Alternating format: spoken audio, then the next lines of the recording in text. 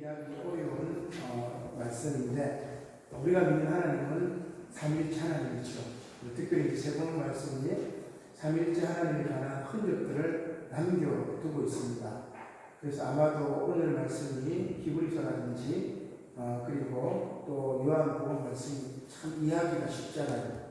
저도 한 주간 집에서 말씀 읽고 시름시름 고민하고 이렇게 했던 말씀인데, 오늘 말씀을 통해서 삼위일체 하나님에 대한 깊은 뜻을 이해하고 우리 신앙이 조금 더 반석 위에 바로 서시기를 주님의 이름으로 축복합니다. 우리는 지금 창조절기에 창조주 하나님에 관해 살펴보고 있습니다. 또한 창조주 하나님은 동시에 창조주 예수님인 것을 우리는 세번 말씀을 통해 깨달아 가고 있습니다. 특별히 지난주 말씀을 통해서 우리는 2000년 전 제자들이 눈으로 보고 손으로 만진 생명의 말씀이신 예수님께서 빛 가운데 사는 당신의 백성, 그리고 이 백성은 7개월 무역 기제를 통해서 이방인들까지 포함했다는 것을 알 수가 있죠. 이러한 당신의 백성을 친히 먹이시고 돌보시는 말씀을 살펴봤습니다. 그런데 오늘 세번 말씀은 조금 더 본격적으로 창조주 하나님과 예수님을 연결시키는 말씀이 나오게 됩니다. 복음서 말씀이 그렇습니다. 따라서 요한복음 말씀을 통해 우리가 믿는 삼위일체 하나님의 속성을 조금 더 깊이 이해할 수 있기를 바랍니다. 그리고 오늘 구약과 서신서의 말씀은 이러한 삼위일체 하나님께서 당신의 백성을 구원하시고자 모세를 불러 사명을 주시고, 출애굽기 말씀이 그렇죠. 그리고 참된 안식을 주시기 위해 기다리고 계신 하나님의 사랑을 보여주고 있는 말씀이 서신서, 히브리서 말씀이라고 할 수 있습니다. 먼저 복음서 말씀을 보도록 하겠습니다. 방금 말씀드린 것처럼 요한복음과 히브리서 말씀은 개역 개정 말씀으로 여러분 성경 한 100번 읽어도 이해하기 쉽지 않습니다. 저도 100번 읽어도 오늘 본 말씀 이해하기 쉽지 않은데, 그러면 다른 번역을 봐야 돼요. 공동번역이라든지 현대인 성경이라든지 이렇게 번역된, 우리말로 번역된 다른 성경을 이렇게 보면은 조금 더 깊이 있게 이해할 수가 있습니다. 그래서 오늘은 공동번역 말씀으로 제가 보도록 하겠습니다. 요한복음 3장 31절 말씀부터 봅니다. 위에서 오신 분은 모든 사람 위에 계신다. 세상에서 나온 사람은 세상에 속하여 세상 일을 말하고, 하늘에서 오신 분은 모든 사람 위에 계시며 친히 보고 들은 것을 증언하신다.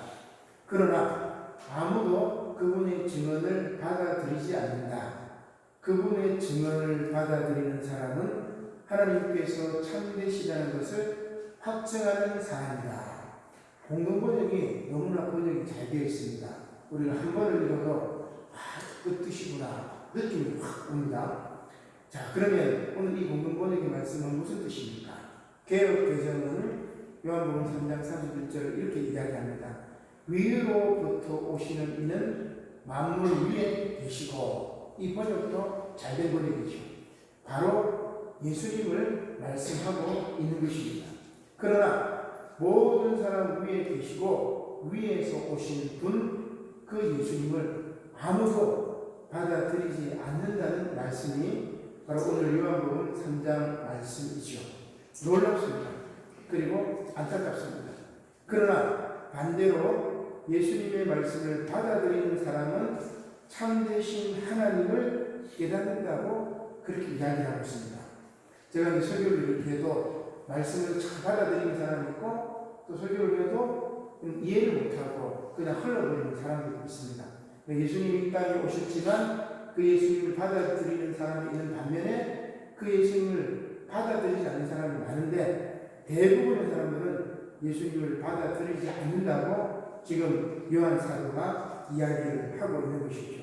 그래서 하나님의 예수님의 말씀을 받아들이는 사람은 어때요? 참되신 하나님을 깨닫는다. 예수님을 통해서 하나님을 깨닫는다. 여기서 이제 우리가 예수님과 하나님이 동일하신 분이라는 것을 알 수가 있죠. 이것은 예수님을 통해서 하나님을 알 수 있는다는 뜻이고, 더 나아가서 이제 사도 요한은 조금 더 깊은 말씀의 세계로 우리를 초청합니다. 3장 34절의 말씀이 그렇습니다. 자, 우리 화면을 보시고 공동번역으로 보겠습니다. 하나님께서 보내신 분이 하시는 말씀은 곧 하나님의 말씀이다. 그리고 요한 사도는 태초에 말씀이 계십니다. 그렇게 말씀하시죠. 그게 아주 정교한 교리입니다.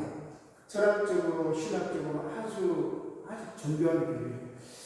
그래서 참 이것을 이해하면 삼위일체의 신비에 빠져가지고 정말 깊은 신앙의 영역에 들어가게 되는데, 그럼 다시 한번 보겠습니다. 하나님께서 보내신 분이 하시는 말씀은 곧 하나님의 말씀이다.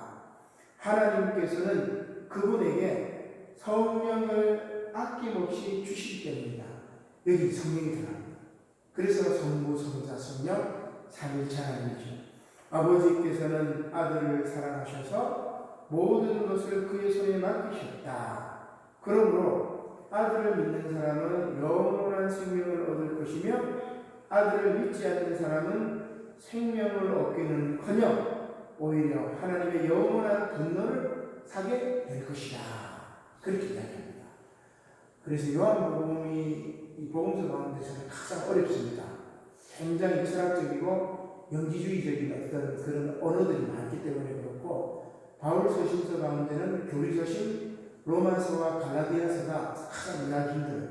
그리고 히브리서 말씀도 기본적인 이해가 되어 있지 않으면 참 읽어내기가 쉽지 않습니다. 아무튼 여기서 하나님께서 보내신 분은 곧 말씀이신 예수님을 뜻하는 것이죠. 하나님께로부터 모든 것을 위임받으신 분입니다.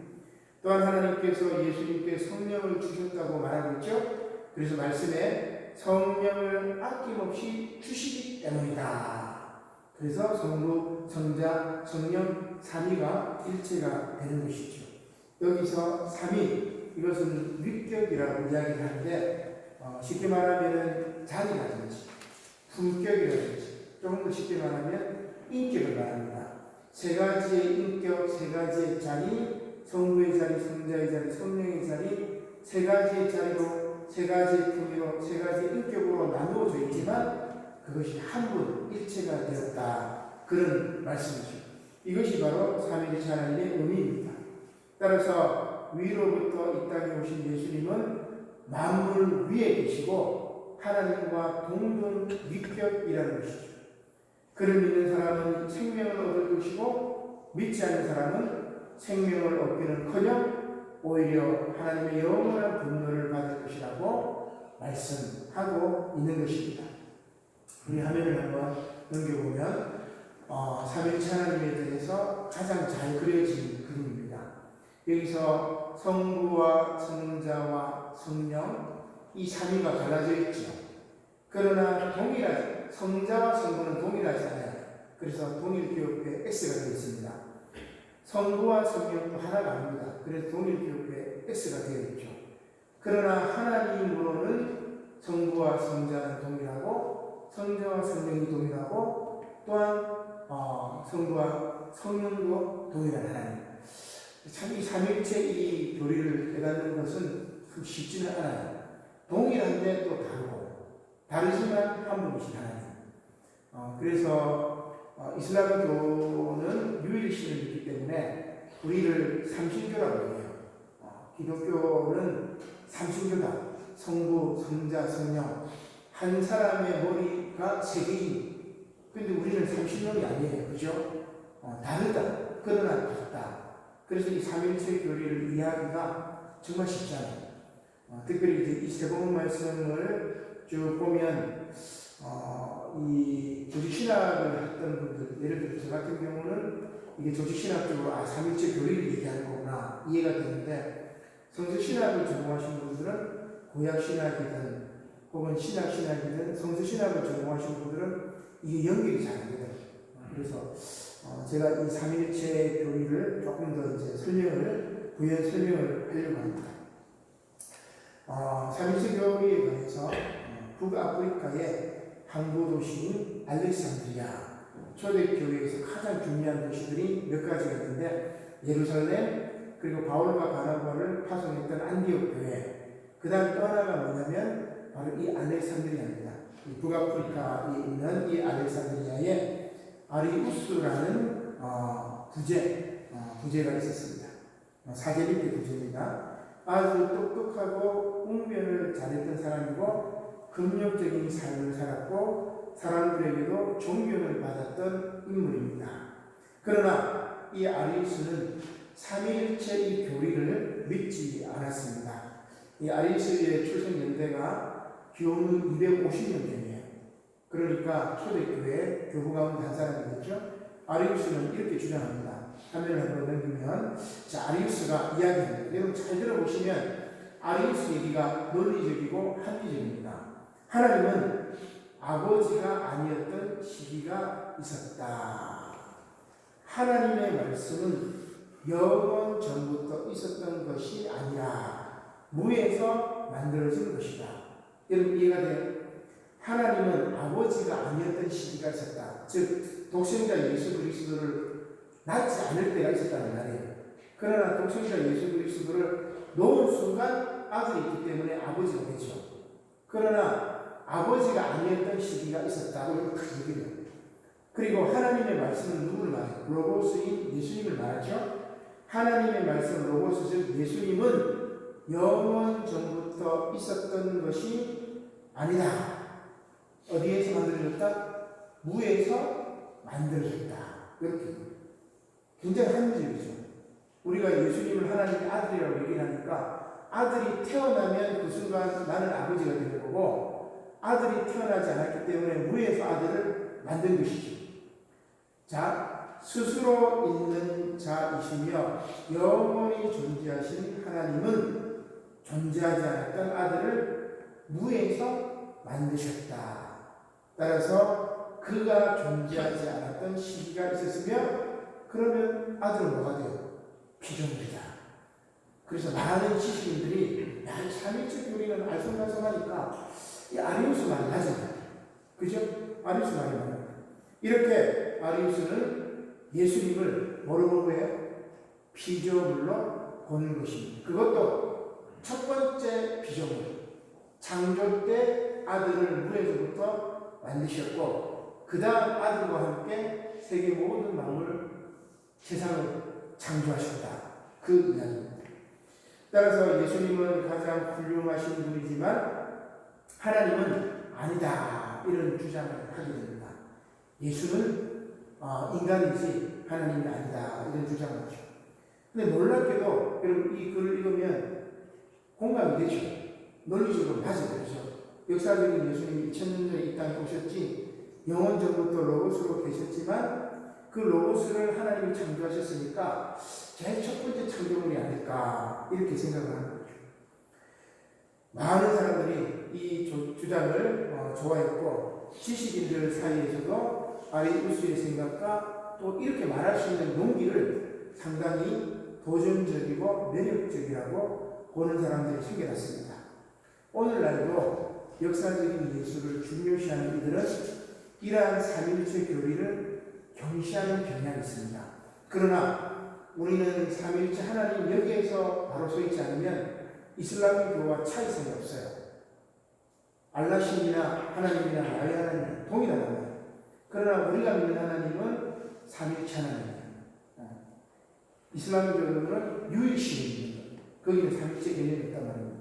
그러니까 이 삼위일체 개념을 놓아버리게 되면은 정말로 기독교의 정체성이 무너져 버리는 거겠죠. 그래서 역사적인 예수를 중요시하는 이들은 삼위일체 교리를 경시합니다. 이 땅에 인간의 몸을 입고 오셨던 예수님의 기적과 예수님의 삶과 예수님의 죽음만을 강조해버리면 어때요?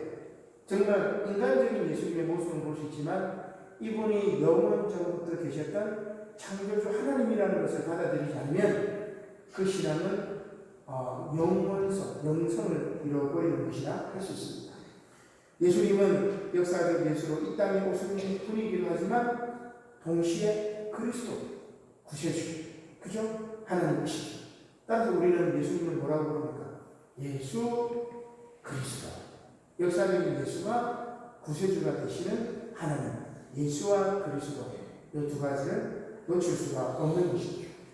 아무튼 이렇게 아리우스를 추종하는 이들이 생겨나자 로마 제국의 교회 안에서 예수 그리스도에 관한 두 가지 견해가 존재하게 됐습니다. 하나는 예수님은 인간이다. 한 부류는 예수님은 하나님이다. 그렇게. 혹은 예수님은 피조물이다. 아니다. 예수님은 창조주시다.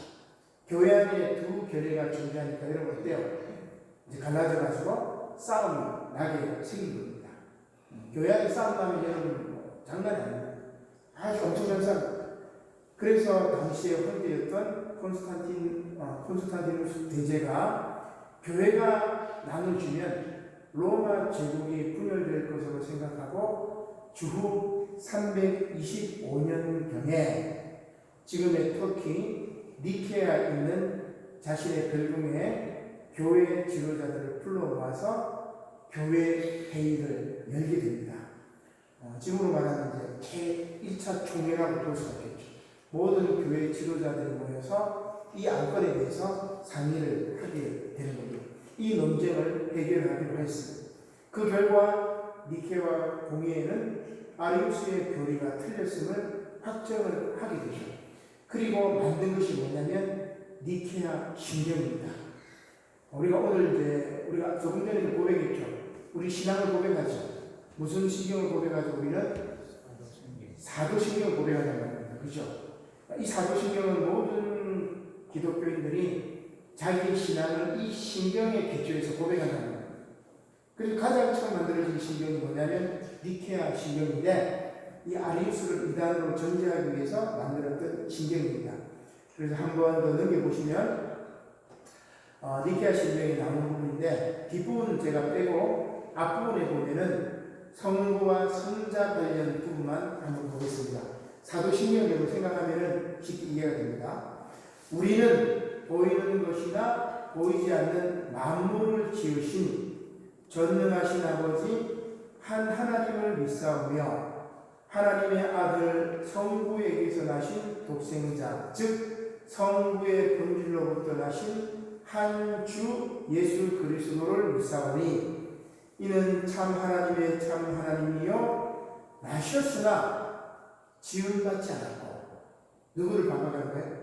아리우스를 반박하는 거예요. 성자 예수님은 피조물이 아니다. 즉 하나님으로부터 나셨으나 지음받지 않았고 그럼 이해가 돼요. 나셨으나 지음받지 않았고 그래서 참 이런 교리가 너무나 깊이 있어가지고 예를 들어가지고 불교 이야기라면 쉽게 이해가 되는데 불교의 공개념을 우리가 0으로 적어요. 숫자 0이 있잖아요. 그죠? 0이 있으면 0은 아무것도 아니에요. 그런데 앞에 1이 붙으면 어떻게 되죠? 10이 되고 그 다음에 앞에 2가 붙으면 20이 되고 그죠? 그 다음에 0이 무수히 많고 0이 2개가 있으면 앞에 1이 붙으면 4개 되잖아요. 그죠? 0은 아무것도 아니지만 그 앞에 1이라는 숫자가 있으면 엄청나게 많은 거예요. 많기도 하고 적기도 하고. 그래서 제가 우리 언어 중에서 이런 것들을 표현하는 게 뭐가 있을까?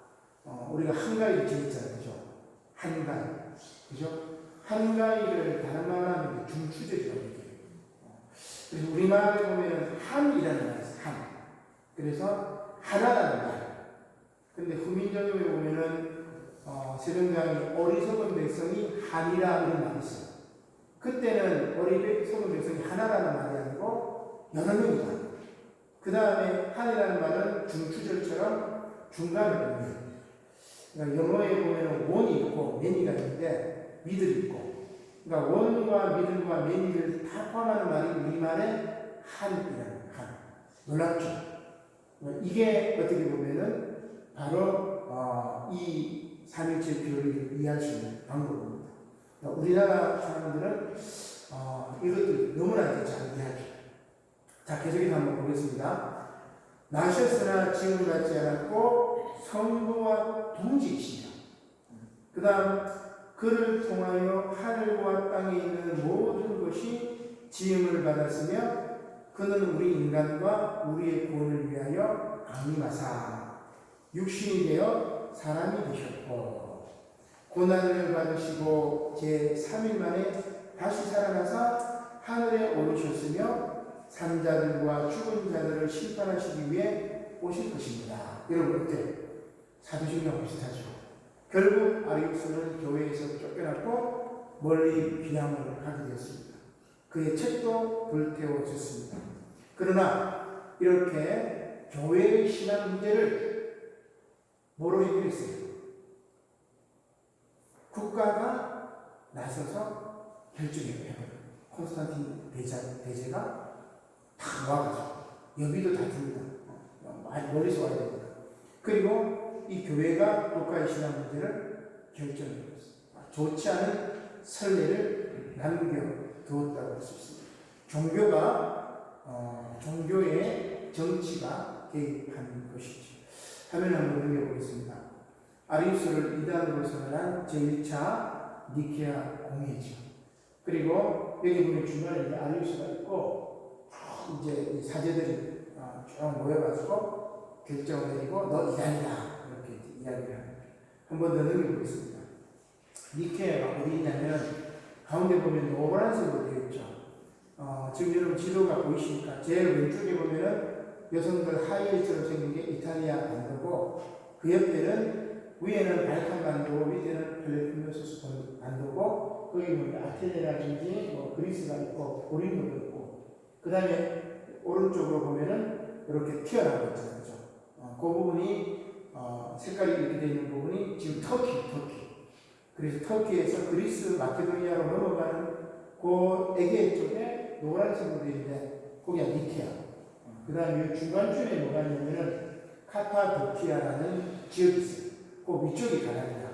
그래서 니케아에서 오른쪽으로 조금만 가면은 밑으로 가면 카파도키아 한번 표시를 한번 해요. 니케아에서 오른쪽으로 가면 안키라고 표시죠. 카파도키아. 그 윗부분은 갈라디아 지방이에요. 그래서 갈라디아에서는 한 도시가 아니고 이 터키 지역에 있는 지방에 보낸 곳이라고 할 수 있습니다. 카파도키아 위치는 저기라고 생각을 하시고, 자, 그러면 여기 이 카파도키아에 3초사가 있습니다. 가이사레아의 바실, 그리고 리사의 그레고리우스, 나지안누스의 그레고리우스, 이 세 명이 3일째 교리를 더 돈독하게 했고, 그 다음에 주도적인 역할을 하는 신학자는 아타나시우스라고 할 수 있습니다. 참조하시기 바랍니다. 아무튼 이러한 한 번 더 넘겨봅시다. 여기가 이제 카파도키아인데 도시 전체가 문화유산이에요. 우리를 치면 경주나 이런 식으로 볼 수 있겠죠.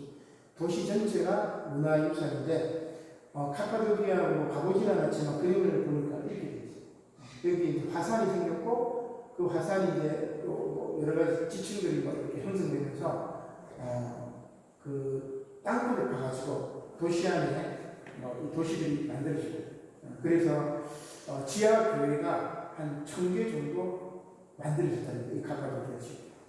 그리고 이 지하에 한 200만 명 이상이 생활할 수 있는 그런 규모가 바로 이 카파도키아라는 초대교회 유산 가운데 아주 중요하죠. 그래서 우리가 성지는 예루살렘이나 이스라엘에 있는 것이 아니라 아까 말씀드렸던 북아프리카, 알렉산드리아, 그 다음에 터키 지역도 아주 중요한 기독교 성지라고 할 수 있습니다.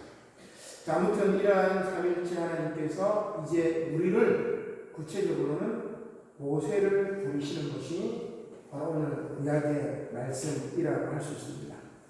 하나님께서 모세를 부르실 때 모세는 미디안 광야에서 처가살이로 40년이라는 세월을 보내고 있었을 때였습니다.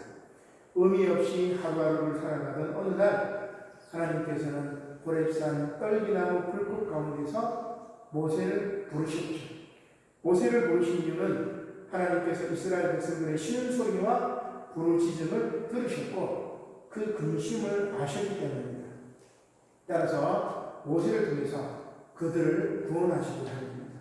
사진을 한번 넘겨보겠습니다. 여러분 지명을 잘 알아야 되는데 아프리카하고 그 다음에 아라비아 사막, 아라비아로 넘어가 거기 되보면 시나이 반도가 있어요. 그 삼각형으로 되어 있죠. 이 반도 제일 남밑에 보면은 시내산이 있습니다. 저게 뭐냐면은 호렙산이에요. 시내산이나 호렙산이나 다른 게 아닙니다. 이렇게 태백산 줄기에 보면 산들이 많이 있잖아요. 개별 산들은 우리가 다 이렇게 이야기하지만 여러 산들 가운데 뭉텅그레 이렇게 됩니다. 그래서 오른쪽에 보면은 시내산이나 호렙산 이렇게 모습이 나와 있죠. 한 번 더 넘겨볼까요? 한 번 더 넘겨봅시다. 이런 식으로 시내산. 밑으로 한 번 더 보면 밑에 한 번 더 넘기면 예, 없습니다. 자, 이게 이제 호렙산이나 시내산 같은 산인데 거기 떨기나무 모습. 한 번 더 넘겨봅시다. 떨기나무는 뭐 이런 거 우리도 주변에 보면 뭐 이렇게 볼 수 있는 또 한 번 더 넘겨봅시다. 이런 거 또 한 번 더 예, 이런 게 이제 떨기나무입니다. 위로 또 올려봅시다. 두 개만 더 한 번 더 예, 이게 아니 위로 더 요게 제일 괜찮은 떨기나무 아닐까. 저 뒤에 보이는 호렙산으로 모세가 연을 치다가 촥 떨기나무를 본 거예요. 근데 저 떨기나무에 불이 확 붙었어. 그 떨기나무에 이제 불이 붙은 거죠. 자, 출애굽 3장 1절과 2절 말씀인데 모세가 그의 장인 미디안 제사장 이도로의 양떼를 치더니 그 떼를 광야 서쪽으로 인도하여 하나님의 산 호렙에 이르매 여호와의 사자가 떨기나무 가운데로부터 나오는 불꽃 안에서 그에게 나타나시니라. 그가 보니 떨기나무에 불이 붙었으나 어때요? 이 떨기나무에 불이 붙었으나 타지 않았다고 이야기를 하고 있는 겁니다. 아마도 이 성경에는 나와 있지 않지만 모세는 떨기나무에 불이 탁 붙었을 때 이렇게 생각을 한 것 같아요. 저 초라하고 연약한 떨기나무는 내 심지어와 같구나. 이제 불이 붙었으니 곧 불타 없어지겠구나. 사라지겠구나. 그래, 나도 이제 이렇게 미디안 광야에서 하루하루 살다가 없어지겠구나. 사라지겠구나. 아마 불타는 그 떨기나무를 보고 모세는 그렇게 생각을 했어요. 신세를 한탄하며 떨기나무에 붙은 불을 왔을 것입니다. 그런데 놀라운 일이 생겨났습니다. 그 떨기나무가 사라지지 아니합니다. 한 장 더 넘겨볼까요? 예, 그 떨기나무가 사라지지 아니합니다. 그 연약한 떨기나무가 불에 타서 사라지지 않는 것입니다. 그러자 모세가 이렇게 말합니다. 내가 돌이켜 가서 이 큰 광경을 보리라. 떨기나무가 어찌하여 타지 않는고 하니 그때 여호와께서 그가 보려고 돌이켜 오는 것을 보시니라. 하나님 떨기나무 가운데서 모세를 부릅니다. 모세야 모세야. 그러자 모세가 그 소리를 듣고 내가 여기 있나이다. 그렇게 이야기합니다. 불타 없어지지 않는 떨기나무가 궁금해서 다가오는 모세를 향하여 하나님께서 떨기나무 가운데서 모세를 부르셨던 것입니다. 그리고 이렇게 말씀하십니다. 3장 5절 말씀이죠. 하나님이 이르시되 이리로 가까이 오지 말라. 내가 서는 곳은 거룩한 땅이니 내 발에서 신을 보시라. 또 이르시되 나는 내 조상의 하나님이니 아브라함의 하나님, 이삭의 하나님, 야곱의 하나님이라. 아브라함의 하나님, 이삭의 하나님, 야곱의 하나님이라는 무슨 뜻이에요? 조상의 하나님이죠. 그죠? 아브라함, 이삭, 야곱은 이스라엘 사람들의 조상이니까 조상의 하나님이라는 말입니다. 그리고 다른 말로는 조상이니까 역사겠죠. 역사의 하나님이라는 말입니다. 그리고 이 조상들 아브라함과 이삭과 야곱은 다 보면 어때요? 역사 속에서 떠돌이로 살았던 인물들입니다. 따라서 떠돌이들의 하나님 그리고 모세와 같이 연약한 인생들을 하나님께서 부르실 것이죠. 그러자 모세가 하나님 뵙기를 두려워하여 얼굴을 가릅니다. 신 앞에선 연약한 인생은 이렇게 절대자 앞에서 두려울 수밖에 없는 것이죠. 바로 그때 절대자 앞에서, 하나님 앞에서 두려워 떨고 있는 그 사람에게 하나님께서 소명을 주십니다. 출애굽기 3장 7절의 말씀입니다. 간단히 읽어보겠습니다. 여호와께서 이르시되 내가 애굽에 있는 내 백성의 고통을 분명히 보았고 그들의 강독자로 말미암아 부르짖음을 듣고 그 근심을 알고 내가 내려가서 그들을 애굽인의 손에서 건져내고 그들을 그 땅에서 인도하여 아름답고 광대한 땅, 적과 꿀이 흐르는 땅, 곧 가나안 족속, 헷 족속, 아모리 족속, 브리스 족속, 히 족속, 여부스 족속의 지방에 데려가려 하노라. 지난주에는 우리가 신명기에 보니까 7지파였는데 출애굽기는 6지파가 나옵니다. 그들 땅을 주리라. 자, 이렇게 금방 불타 없어질 것 같은 떨기나무에서 하나님께서 나타나셨던 것은 두 가지인 것 같습니다. 첫째는 연약한 떨기나무라도 하나님께서 함께 하시면 영원히 사라지지 않는 생명이 된다는 것이고, 두 번째는 애굽에서 고통받고 있는 이스라엘 백성들의 모습을 보여주는 것입니다. 불타는 고통에도 불구하고 하나님께서 그들을 구원해 내신다는 그러한 상징입니다. 그래서 우리의 인생이 아무리 초라하고 연약하고 또 사람들에게 무시를 당할지라도 하나님께서 우리를 붙드시면 그 어떤 사탄의 불길과 환란의 불꽃도 우리를 태워 없애버릴 수 없다는 그런 말씀이죠. 그리고 그들을 하나님께서는 영원한 안식으로 인도한다는 말씀이 바로 오늘 히브리 본문 말씀입니다. 히브리 말씀도 우리 공동번역으로 한번 보겠습니다. 히브리서 4장 1절과 2절 말씀입니다.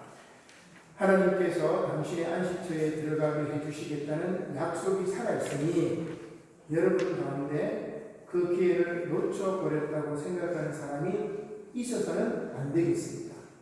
우리도 그들과 마찬가지로 그 기쁜 소식을 듣지 않았습니까? 그들은 복음의 말씀을 듣고도 그것을 믿지 않았으므로 그 말씀이 그들에게 아무런 소용이 없었습니다. 우리를 하나님의 영원한 안식처에 들어가게 해주시겠다는 이 약속은 변함이 없는데 그 약속의 말씀을 믿지 않는 사람들이 있다는 말씀이죠. 계속해서 보겠습니다. 히브리서 4장 3절 이것은 하나님께서 내가 노하여 맹세한 대로 그들은 결코 나의 안식처에 들어오지 못하리라고 말씀하신 대로입니다. 그러나 우리는 믿었기 때문에 그 안식처에 들어가게 될 것입니다. 사실 하나님께서도 세상을 창조하셨을 때에 일을 다 마치시고 쉬셨습니다. 사실 하나님의 천지 창조의 핵심은 뭐예요? 창조가 아니라 안식입니다.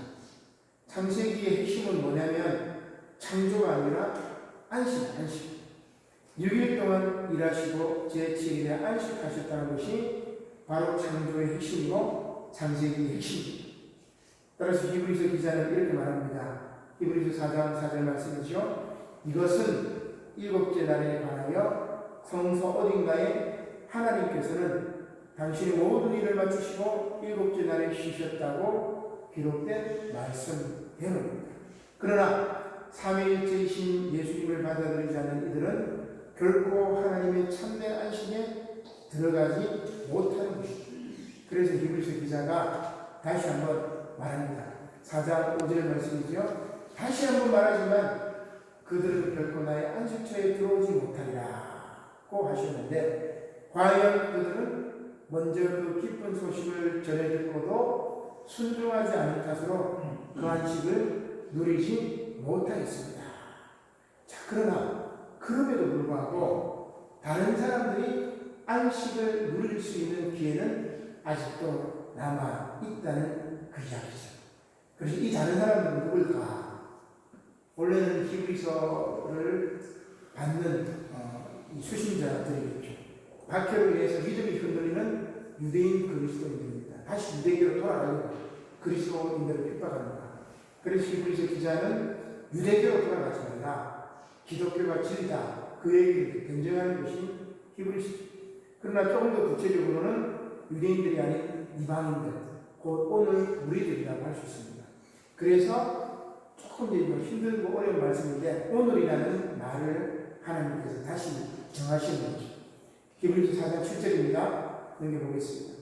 그래서 하나님께서 오늘이라는 날을 다시 정하시고 7절입니다. 위로